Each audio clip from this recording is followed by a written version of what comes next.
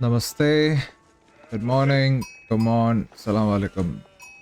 Welcome everyone to yet another custom game between one of our DESI pros and Phil.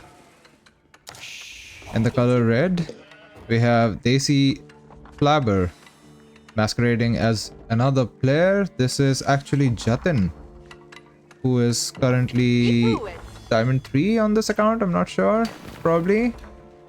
On the other side, we have Phil playing as the Mongol in the color blue. Mongols, one of my favorite civilizations to play,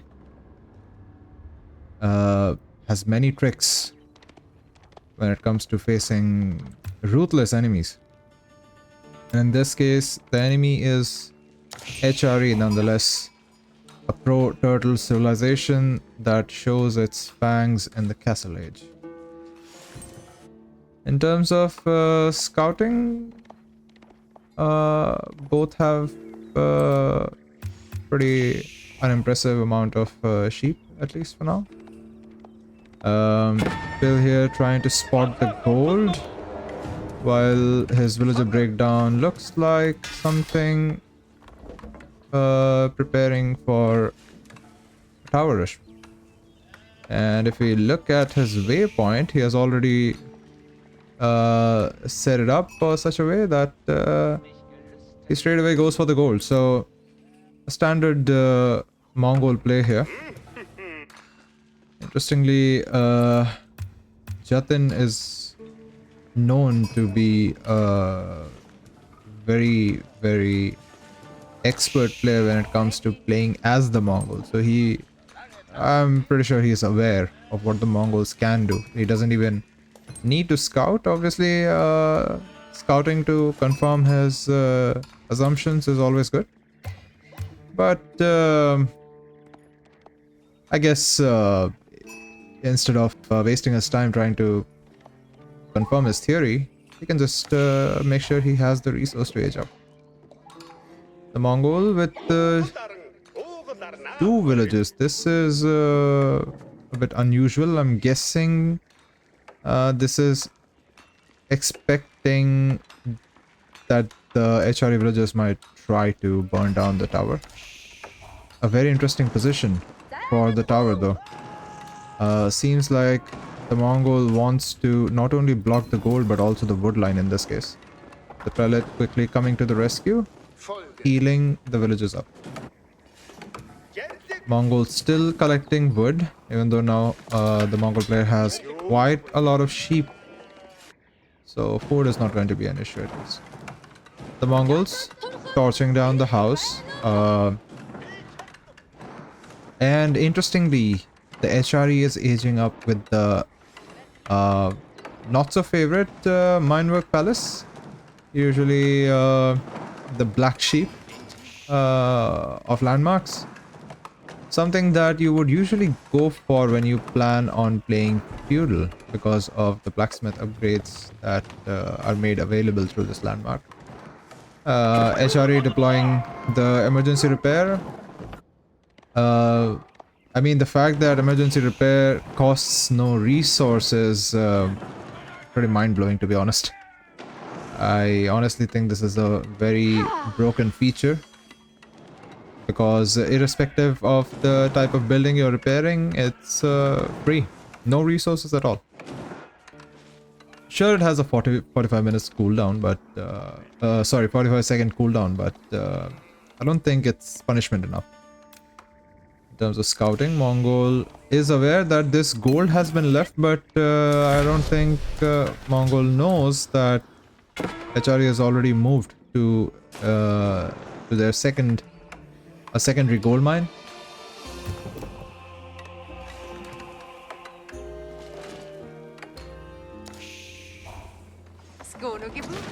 HRE moving into an archery range. What can be expected here? Will they try to contest the tower by building ramps, perhaps? Doesn't look like the case. I mean, they are Going for steel arrows, and they already have a gold mine, which the Mongol hasn't really bothered to touch. So I don't see the rush here, even though I would like to see if the Mongol player has actually spotted this. I don't think so. Mongol aging up with a deer stone seems like a mistake.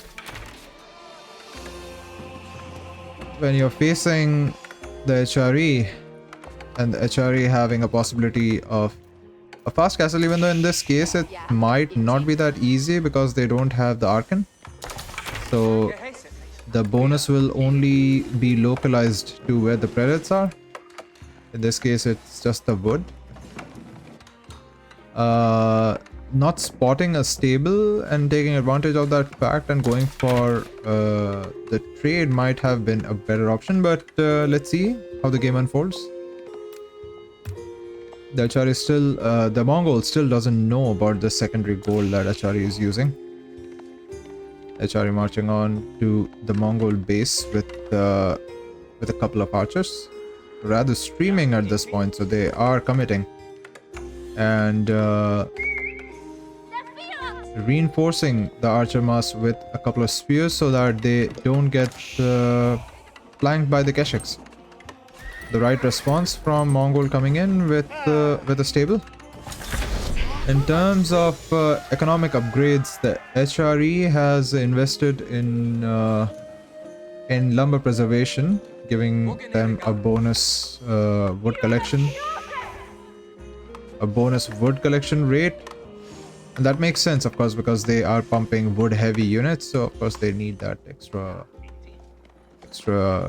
resource bonus that they can get. The Mongols training the Keshiks. One Keshik and one more in the queue. They have 6 spears on the map.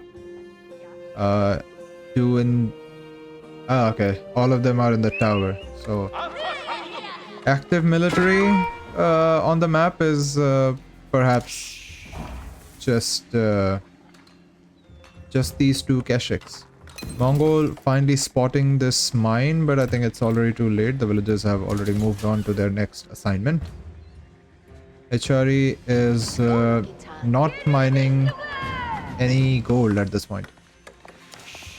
Making a couple of not a couple, rather 2 men-at-arms, and ramming the Mongol base right away. Here we will witness an interesting play by Jatan, like microing his archers, making sure they don't die by going in and out of the battering ram. And he very, very meticulously micros the spears out of the ram just in time for the Keshik to get skewered by them. I don't think he got skewered, but microing here will be crucial. If he doesn't micro here properly, he will not only lose the rams but also his units. But hold your horses. Seems like the reinforcements are here. Now the 3 Keshiks will have to run back to their base, and the Khan will perish, most likely. HRE is still not mining any gold. Mongol has no economic upgrades whatsoever. HRE has invested into ranged armor and ranged attack. They are also getting riveted chainmails, which increase, I believe, horseman and spear armor. Oh, I don't think I can see it anymore. That research, unfortunately. I should have checked when it was being researched. Mongol, being the nomadic civilization as they are, pack up their things, move close to their TC, making sure their productions are not camped on. But the HRE is here to put some pressure on Mongol. The defender becomes the attacker. the prey becomes the hunter. Straight away going for the Mongol Uwu, a very important building, ensuring double production and a steady flow of stone. If this gets taken out, the Mongols will be in a bit of a hassle here. HRE being very bold, diving under the TC with archers, getting greedy, trying to get some villager kills. HRE completely committing for this push. We have 0 villagers on gold, no sign of an age up. In terms of military composition, doesn't look like Mongol has a lot to defend with. His Keshiks are busy raiding, trying to block the gold that HRE has access to. While on the other hand, Mongol is also doing something sneaky here, moving the gear out of the battle zone, moving it away from the hotspot, and putting about 9 villagers there to gather stone. So secretly making sure he has a steady gold income, because without gold he won't be able to make these heavy cavalry, the Keshiks, which will be crucial in his defense. I wonder what a horseman archer comp would look like, but as Mongol here, if you have access to that gold, I think 1 gold unit and 1 wood heavy unit makes sense, so that you don't overburden one specific type of resource.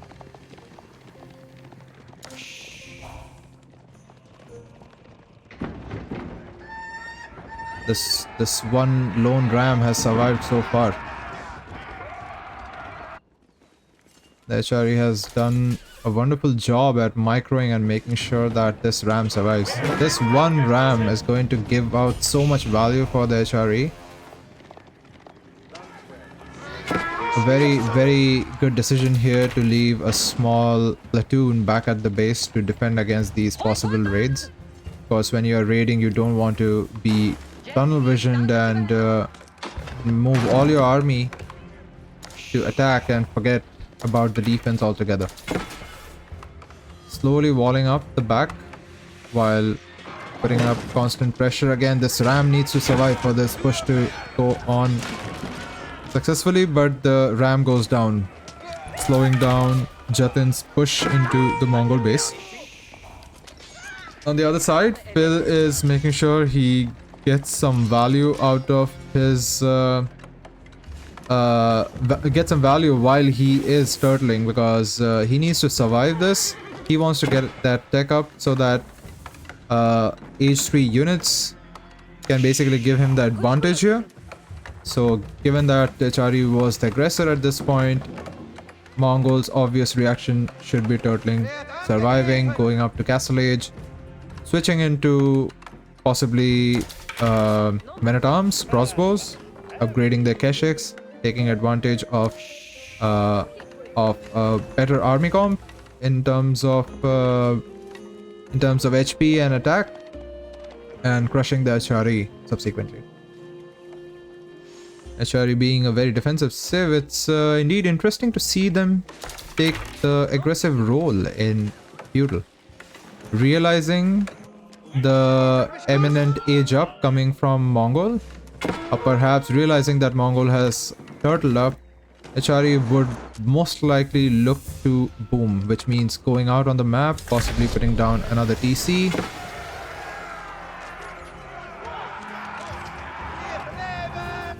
HRE now being able to secure his towered up gold, destroying all the towers that Mongol had initially put up. And if you look at the army difference, it would be wise for the Mongol not to push into HRE's space. First of all, purely because of the army diff, even though in terms of army value, I think these units are not as tanky and might not be able to deliver a lot of damage when compared to the third age Mongol army, even though the research is still coming in. So he's waiting, I guess he's still waiting for the research to finish. But still, you don't want to take this fight given that you are low on numbers, firstly. Secondly, if you take this fight in the enemy base, you are basically giving HRE, the defenders, advantage, giving them faster resupply, and also, of course, the HRE having access to emergency repairs basically means you cannot possibly think about pushing into the HRE base without 3 ramps to begin with.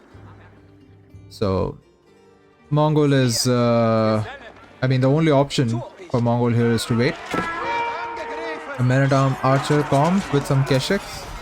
Men-at-Arms to deal with the spears and the archers, while the archers will chip away the spear mass. Seems like a bad fight here because the numbers simply won't favor the Mongol army here. We'll have to fall back. Realizing how slowly the Kurultai is moving, he immediately goes for the superior mobility upgrade. This mistake is pretty common in the Mongol fan base.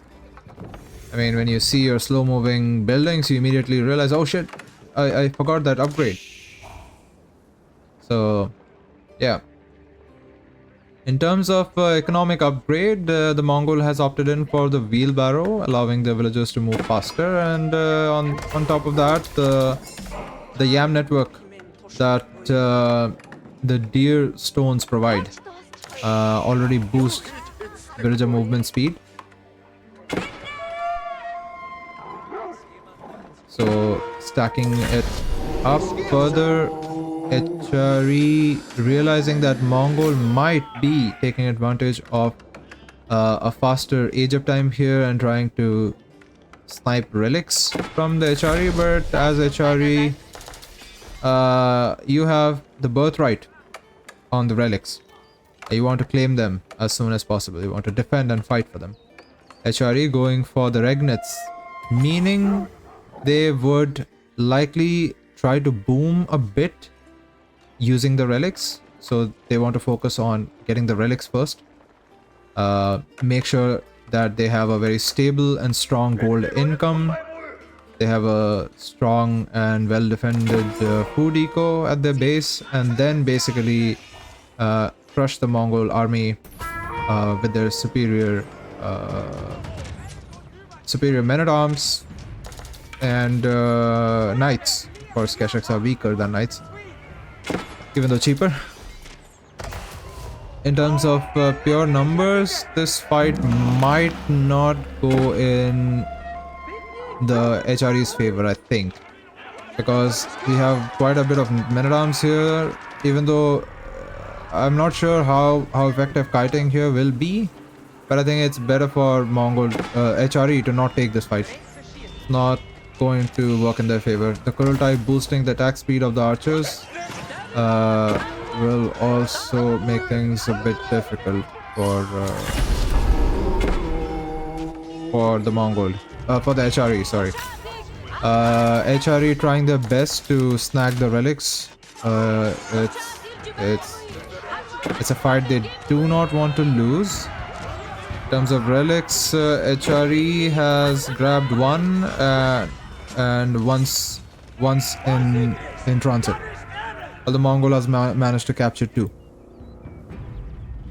Possibly there is a fight still going on for the 5th relic.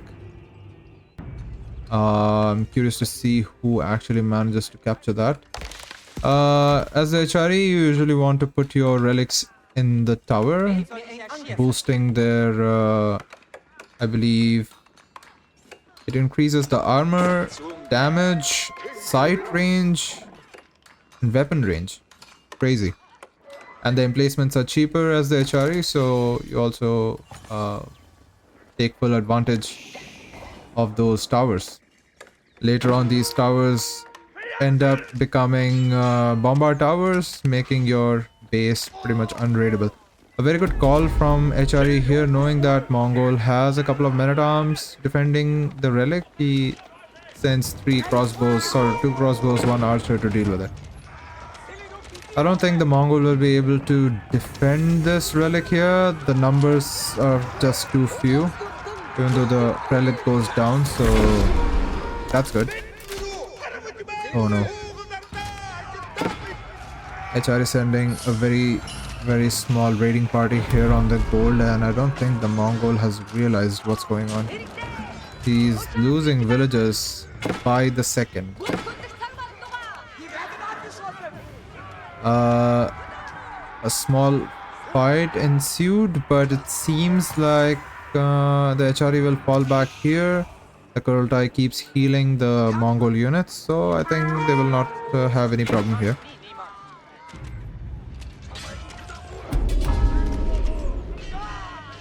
HRE so far has only...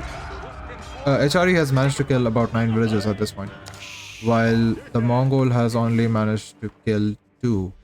Which is surprising, knowing the fact that Mongol is a hyper-aggressive civ that pretty much relies on raiding. You basically bleed your enemy to death. You know that Chinese saying? Or I don't know if it's a Yakuza saying, I'm not sure, I'm sorry. Death by 1,000 cuts or something. I saw it in Rush Hour, I don't remember. But Mongol basically plays with that strategy. HRE moving into their safe playing style. I mean, the more you let HRE stay in this stance, the stronger they will get. The more they stay in this boomy, you know, well-defended eco play, the stronger they will get, to the point where they will just crush you. As Mongol, you want to be as annoying as possible, making sure that they don't have the peace of mind that they desperately need in a matchup. You need to rule the map with terror, you know. Instead, the Mongol has chosen for a 2TC boom himself, which is a bit strange here. Maybe the Mongol has realized that, okay, the game is not really going in their favor, so they need to out-boom the HRE boom by counter-booming. Sound strategy perhaps, but dealing with the HRE in late game is going to be very difficult, purely because of the fact that they have infantry and siege superiority. Infantry because they have very strong men-at-arms, and siege superiority because they have the culverins, so they will snipe your artillery with their anti-artillery artillery. That thing just rolls off my tongue. Okay, HRE already ready for a fight. You always go for 1 mangonel, 2 springles. For every mangonel, you build 2 springles. In terms of info, I don't think the Mongol is aware of what's going on in terms of what army comp HRE is going with. Seems like the sacred site might give it away, but they haven't spotted the artillery here yet. HRE building some towers for that extra vision, even though I think Mongol should be the one doing this. Putting that tower on the height or at the elevated ground. Oh no, taking a massive mangonel shot on the face. They need to go back, get some healing from the sweet Kurultai. Where's the Kurultai? Where are you, Kurultai? Oh, the Kurultai is here. Yeah. Getting a heal up. This is another classic mistake where you presume that the enemy does not have artillery, and you try to rectify that mistake by building a springle in the middle of the field, and then you see 2 springles rolling out of the fog of war and taking out your half-built springle. You lose your resource, your morale, and your army in this case as well. Mongols doing their work diligently, taking out the infantry in the front, while the Mongol had a mangonel superiority. The HRE springle made sure that did not last for long. I think This should be a bit hard for the Mongol to come back from. In terms of production, I don't see much. By the time they will be able to get back here, I think HRE would cover quite a bit of ground. HRE moving with a very interesting tower up and move forward strategy, something they have learned from the English. The thing that happens here is the tower not only gets the necessary vision for the siege to function properly. If you build these buildings properly, you also get emergency repair all the way to the end of your base expansion. So this keep might actually end up getting emergency repair. You just can't take it down. You just can't take it down. And the Mongol Empire yields. Bends the knee, unfortunately. A very, very good show of skill from the HRE player. Truly commendable. Thank you everyone who has managed to watch the video so far. I had a lot of fun casting this game. And in the next few months I'll have a bit more time, so I'll cast at a higher frequency. If there is a mistake that I made that you want fixed, or if there is a suggestion which can help me improve my casting, feel free to write that down in the comment section. I'll definitely go through it and make sure I address that in my next video. So until next time, take care, see you, bye bye.